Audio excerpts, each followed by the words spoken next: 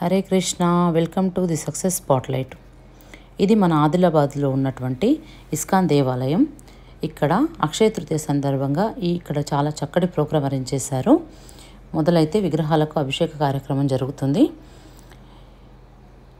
ఈ మే నెలలో విపరీతమైన ఎండలు ఉంటాయి కాబట్టి ఎవ్రీ ఇయర్ కూడా ఈ ఎండాకాలం స్వామివారికి చందన్ యాత్ర చేస్తారన్నమాట బృందావన్లో.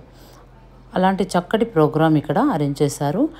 అంటే స్వామివారు మనకి చందనంతో మొత్తం స్వామివారికి వేడి ఎక్కువ అవుతుందని చెప్పేసి చందనం వద్దుతారన్నమాట. మనకి ఈరోజు స్వామివారి ఇక్కడ పూర్తి చందనంతో దర్శనమిస్తారు.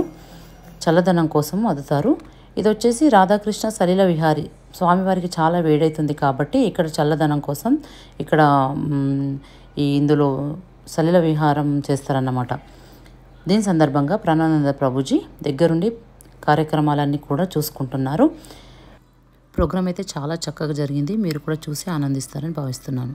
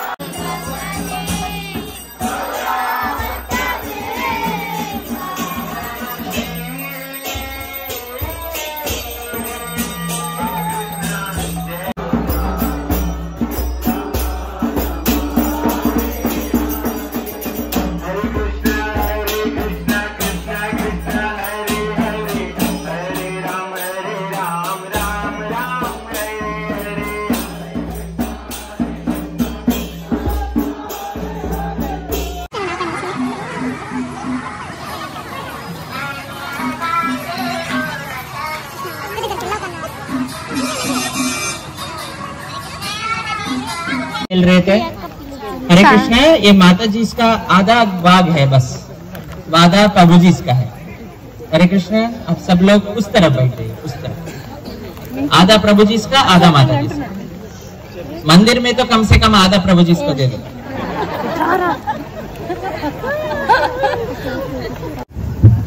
ఇక్కడ ఎండాకాలంలో స్వామికి చల్లదనం కోసమని అటు చందన యాత్ర, చందన ఉత్సవం, అలానే బృందావన్లో చేసే ఒక విశేష ఉత్సవం రాధాకృష్ణ సలీల విహార్. అంటే చక్కటి చల్లటి నీళ్ళల్లో, ఇవి కేవలం నీరు కాదు, మీకు తెలిసిన ఇందులో ఖస్. कितने लोगों ने सुना खस क्या होता है? तेलुगु में क्या बोलते हैं खस को? वट्टी वेल्लू बोलते हैं। कभी सुना आपने? इसमें बहुत अच्छा सा फ्रेग्रेंस आता है, बहुत सुगंध रहता है। वो डाला गया है सुबह ही, और उसमें रोज वाटर डाला गया है ताकि भगवान को ठंडक मिले। ऐसा एक सुंदर फाउंटेन्स के बीच में राधा कृष्ण का दर्शन अभी हमें होने जा रहा है। तो इधर प्रमुख रूप से हम 3 वैष्णव गीत भगवान को अर्पण करेंगे। तो सब लोग, आपके पास वैष्णव गीत का बुक है तो वो रख सकते हैं, नहीं तो आप मोबाइल में टाइप कर सकते हैं। पहले गाना होगा जय राधे जय कृष्ण जय वृंदावन। जय राधे जय कृष्ण जय वृंदावन। आप सब लोग मोबाइल में टाइप करिए जय राधे जय कृष्ण जय वृंदावन, आपको मिल जाएगा गूगल पे।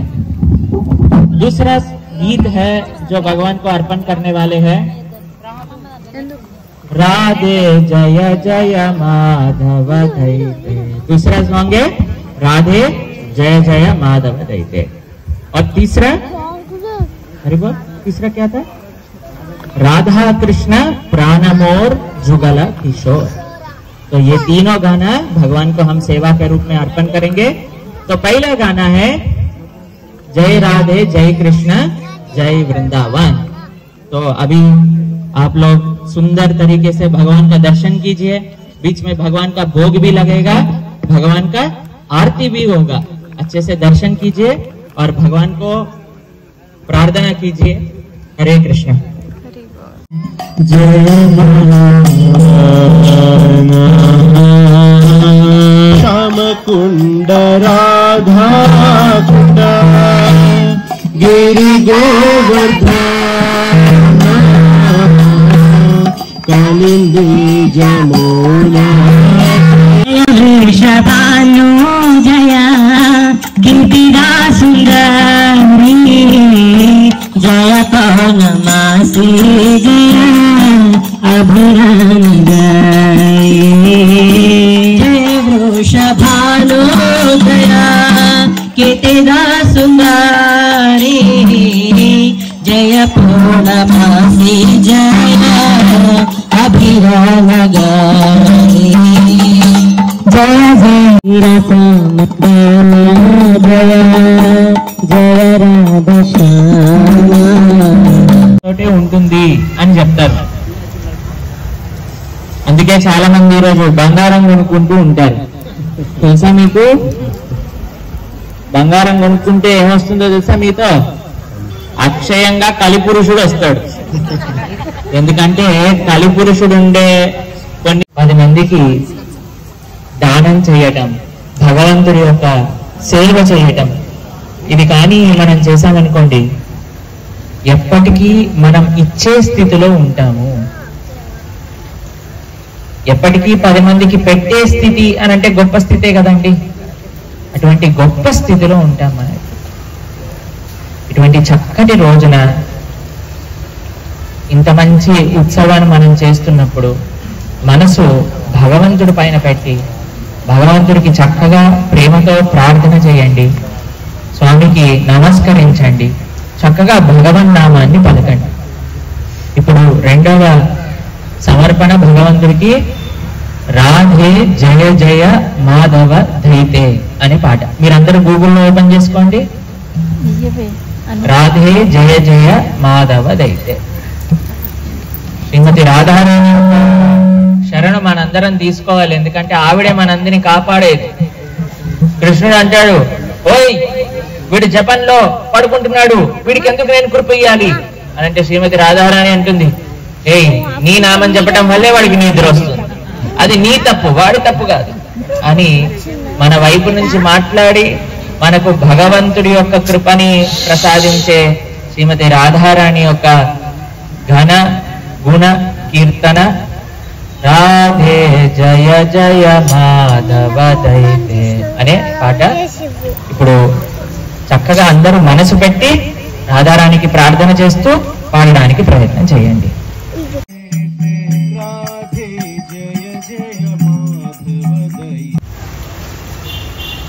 మనం గత సంవత్సరాలుగా మనం ఎన్నో ఉత్సవాలు నిర్వహిస్తూ వచ్చాం ఆదిలాబాద్లో.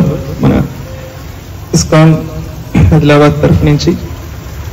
కానీ మొట్టమొదటిసారి మనం ఈసారి చందనోత్సవం రాధాకృష్ణుల సరళ విహార సేవ మొట్టమొదటిసారి మన యొక్క ప్రణామం యొక్క ఆధ్వర్యంలో ఆయన యొక్క ప్రేరణతో మనం ఈ సంవత్సరం మొట్టమొదటిసారి చేస్తున్నాం. దానికి గాను మనం ప్రభుజీకి ధన్యవాదం ప్రకటించేద్దాం. ఒకసారి హరిబోల్ చెప్పి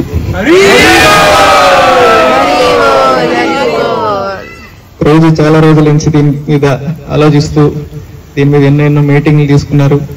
దాంతోపాటు స్వయంగా ఈరోజు ఆయనే ఆల్టర్లో ఉండి భగవంతునికి చందన లేపన సేవ చేసి మనందరికి కూడా ఈ యొక్క ఏర్పాటు చేసి మనకి ఈ యొక్క దివ్య ఆనందాన్ని అనుభూతి చెందే అవకాశాన్ని మా అందరికి కూడా కలిగించారు. ఈరోజు ఇక్కడ మనం ముఖ్యంగా 3 ఈవెంట్స్ చేస్తున్నాం అక్షయ తృతీయ రోజున. ఒకటి ఈ కార్యక్రమాన్ని మనం శ్రీల ప్రభుపాద వారి యొక్క వరిష్ఠ శిష్యులైన పరమ పూజ్య గోపాలకృష్ణ గోస్వామి మహారాజ్ గారికి దీన్ని అంకితం చేస్తున్నాం. ఆయన యొక్క తిరోభావ దినాన్ని మనం ఈరోజు జరుపుకుంటాం. ఇంకొకటి మ్యాంగో ఫెస్టివల్, మూడవది చందన యాత్ర. సో నేను ఈ మూడింటి గురించి కూడా క్లుప్తంగా ఒక 5 నిమిషాలు చెప్పడానికి ప్రయత్నం చేస్తాను. మొట్టమొదటిగా పరమ పూజ్య గోపాలకృష్ణ గోస్వామి మహారాజ్ శ్రీ ప్రభుపాద వారికి ఉన్న ఎన్నో శిష్యుల్లో ఆయన మొట్టమొదటి భారతీయ శిష్యుడు. ఆయన ప్రభుపాద వారు పాశ్చాత్య దేశాల్లో ప్రచారం చేస్తున్నప్పుడు పరమ పూజ్య గోపాలకృష్ణ మహారాజ్ ఆయన అప్పట్లో మన యొక్క సంస్థకు పరిచయం అయ్యారు. ఆయన అప్పట్లో చాలా చాలా విద్యావంతులు. ఆయన డబుల్ MBA చేశారు అప్పట్లో. అంతేకాకుండా ఆయన పెప్సీ కోలా కంపెనీకి మార్కెటింగ్ మేనేజర్ గా పనిచేసేవారు. అప్పట్లో ప్రభుపాద గారు కేవలం 40 రూపాయలు తీసుకుని భారతదేశం నుంచి విదేశాలకు వెళ్ళారు ప్రచారం చేయడానికి. ఆయన ప్రచారం చేయడానికి మనకు తెలుసు, ఏదైనా చేయాలంటే అన్నిటికంటే ముఖ్యమైనది డబ్బులు కావాలి. సో ప్రభుపాద గారి దగ్గర పర్యాప్త మాత్రంలో ధనరాశి లేదు. దాని కారణంగా ఎంతో మంది భక్తులు వాళ్ళ యొక్క ఉద్యోగాలు వ్యాపారాలు చేసి ఆ ధనాన్ని అంతటినీ కూడా ప్రభుపాద వారికి కొంత భాగము, కొంతమంది పూర్తిగాను సమర్పించారన్నమాట. అలా శ్రీ గోపాలకృష్ణ గోస్వామి మహారాజ్ అప్పట్లో ఒక గృహస్థులు, ఆయనకి భార్య పిల్లలు ఉన్నారు. అటువంటి సమయంలో ఆయనకి వచ్చిన వేతనం అంతా కూడా ఆయన ప్రభుపాద వారికి ఇచ్చారు. ఇస్తే ప్రభుపాద వారు దగ్గరికి ఆయన భార్య వచ్చినప్పుడు ఆమెకి ఇంటి ఖర్చులంతా చూసి ఎంత అవసరం అయితే అంత ప్రభుపాద వారికి ఆమెకి ఇచ్చారనమాట. సో అలా సంపూర్ణంగా శరణాగతి తీసుకున్నారు ప్రభుపాద వారి దగ్గర. ఆయన ప్రతిరోజు ఆయన ఆఫీస్కి సూటు బూట్లో వెళ్తూ ఉంటే ప్రభుపాద వారు అన్నారు, ఇక్కడ ఒక సన్యాసి ఉన్నారు, మీరు ఆయన చూసి నేర్చుకోండి అని చెప్పేవారు అనమాట. సన్యాసం అంటే కేవలం వస్త్రధారణ ద్వారా రాదు, వాళ్ళ యొక్క అంకిత భావం ద్వారా వస్తుంది అని చెప్పి ప్రభుపాద వారు ఆయన ద్వారా తెలియజేశారు. ఆ తర్వాత ఆయన పూర్తిగా కుటుంబాన్ని త్యాగం చేసి ప్రభుపాద వారి యొక్క సంస్థకి అంకితమయ్యారు. ప్రభుపాద వారు ఆయన్ని, ఇప్పుడు దాకా నువ్వు పెప్సీ కోలా మార్కెటింగ్ చేసావు, ఇప్పుడు నువ్వు గీతా భాగవతాన్ని మార్కెటింగ్ చేయాలి అని చెప్పి ఆయనకి భక్తి వేదాంత బుక్ ట్రస్ట్ కి ఆయన్ని చైర్మన్ గా ప్రభుపాద గారు నియమించారనమాట, మొత్తం all over the world. So అప్పటి నుంచి ఆయన అహర్నిశలో ఎంతో శ్రమించి, మనం ప్రతి నెల ప్రతి సంవత్సరం డిసెంబర్లో బుక్ డిస్ట్రిబ్యూషన్ చేస్తాము. సో అలా ఆయన ప్రభుపాద గారి యొక్క అన్ని గ్రంథాలని దాదాపుగా ఇప్పుడు అన్ని భాషల్లోకి అనువదించడానికి అహర్నిశలో కృషి చేశారు. ఆయన యొక్క కృషి వల్ల ఇప్పుడు మన రెండో ముఖ్యమైన ఈవెంట్ ఈరోజు ఏంటంటే మ్యాంగో ఫెస్టివల్. ఏంటి ఇన్ని మ్యాంగోస్ పెట్టారు అని చెప్పి కనిపించచ్చు కదా.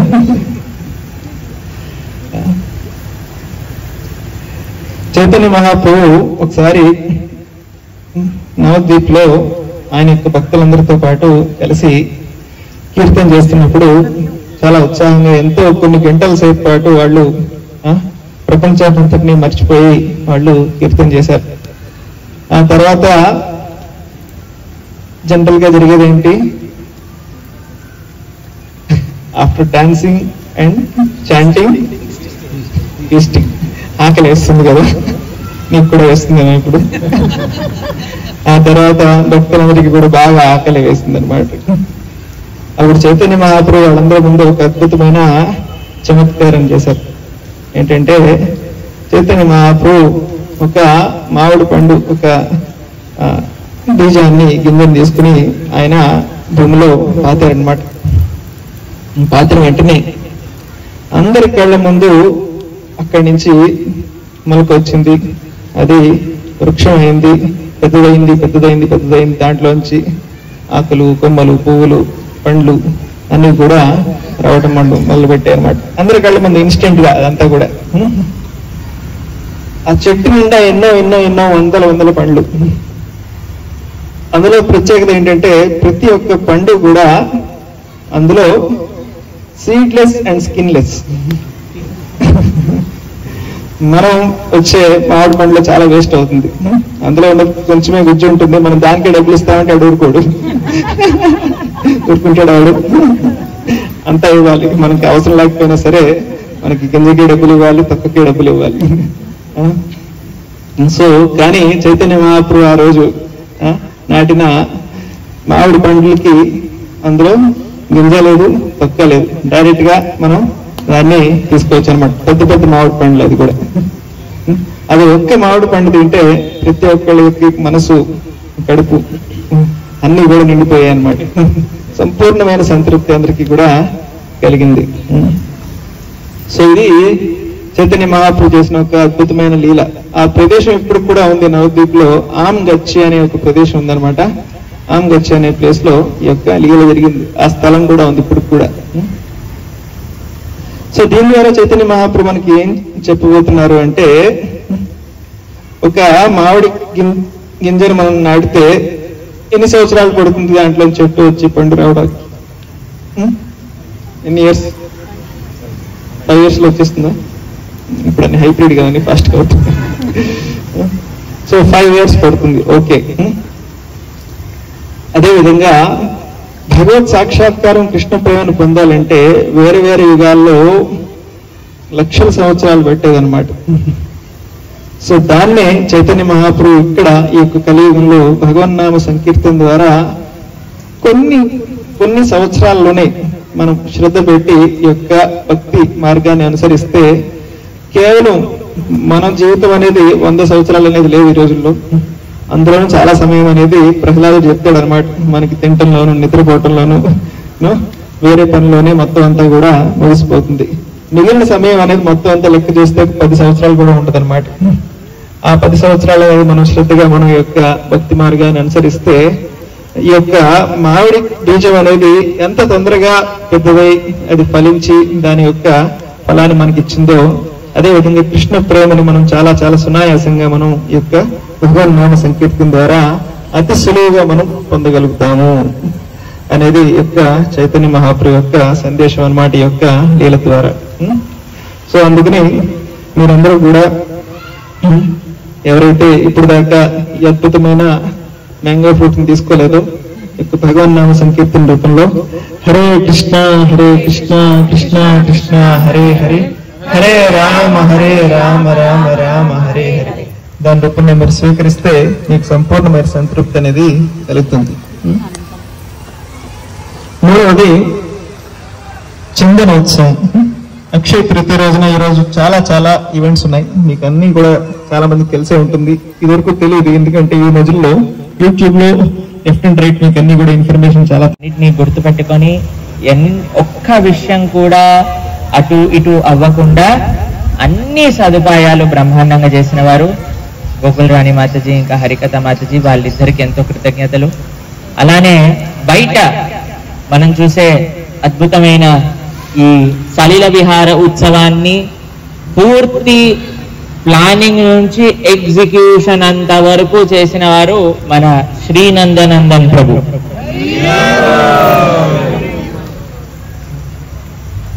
ఏ రోజైతే మేము ఇలా ఈ ఉత్సవాన్ని చెయ్యాలి అని అనుకున్నామో అప్పటి నుంచి ఎంతో నిష్ఠగా, ఎంతో శ్రద్ధగా, ఎంతో ఆశ్వాసన ఇస్తూ ప్రభుజీ మీరు అనుకున్న సమయానికి అయిపోతుంది అని చెప్పి అనుకున్న దానికంటే వైభవంగా అనుకున్న సమయంలో పూర్తి చేశారు.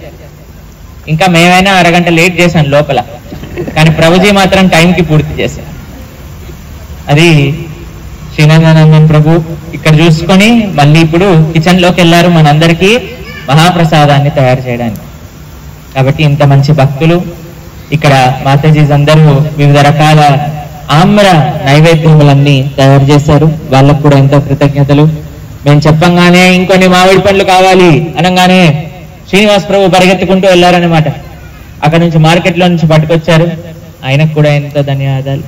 కొంతమంది భక్తులు పేర్లు చెప్పచ్చు, ఇంకొంతమందివి చెప్పలేము. అంతమంది భక్తులు ఈ యొక్క ఉత్సవం ఒక త్రాటికి రావడానికి వాళ్ళ యొక్క యోగదానాన్ని ఇచ్చారు. అలానే ఎంతో మంది భక్తులు, మీకు తెలిసిన ఆదిలాబాద్కి సంబంధం లేని వాళ్ళు కూడా ఇక్కడ ఉత్సవం బాగా జరగాలి అని డొనేషన్స్ పంపించిన వాళ్ళు ఎంతో మంది ఉన్నారు. వాళ్ళందరి యొక్క సహాయ సహకారాల వల్ల ఈరోజు ఈ ఉత్సవం జరిగింది. వాళ్ళందరికీ కూడా ఎంతో కృతజ్ఞతలు. ఇలా మీ అందరూ కూడా, ఇది మీ ఊరే కదా, ఎంతమంది ఆదిలాబాద్ నుంచి కాదు వేరే ఊరు నుంచి వచ్చిన వాళ్ళు ఎంతమంది ఉన్నారు? చేతులు ఎత్తండి.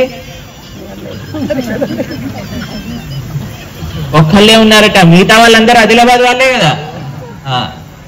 మీ ఊర్లో పండక్కి వేరే వాళ్ళు డబ్బులు ఇస్తే ఎట్లా?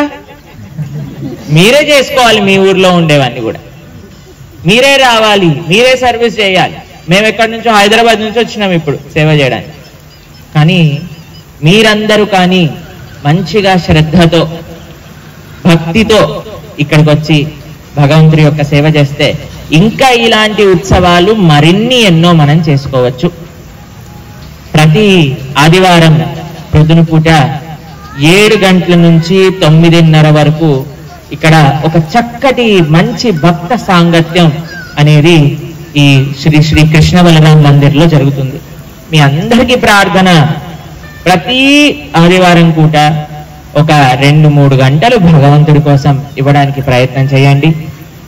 చక్కగా ఇక్కడికి వచ్చి మంచి ప్రవచనము, మంచి కీర్తన, మంచి దర్శనము, మంచి ప్రసాదం తీసుకొని భగవంతుడి దగ్గరికి ఇంకా దగ్గర అవ్వాలి అనే ఒక ప్రార్థనతో మీ అందరూ మహాప్రసాదం కోసం వెయిట్ చేస్తున్నారు అనే విషయాన్ని మనసులో పెట్టుకొని ఇక్కడితో మనం ఈ ప్రోగ్రామ్ ని పూర్తి చేద్దాం.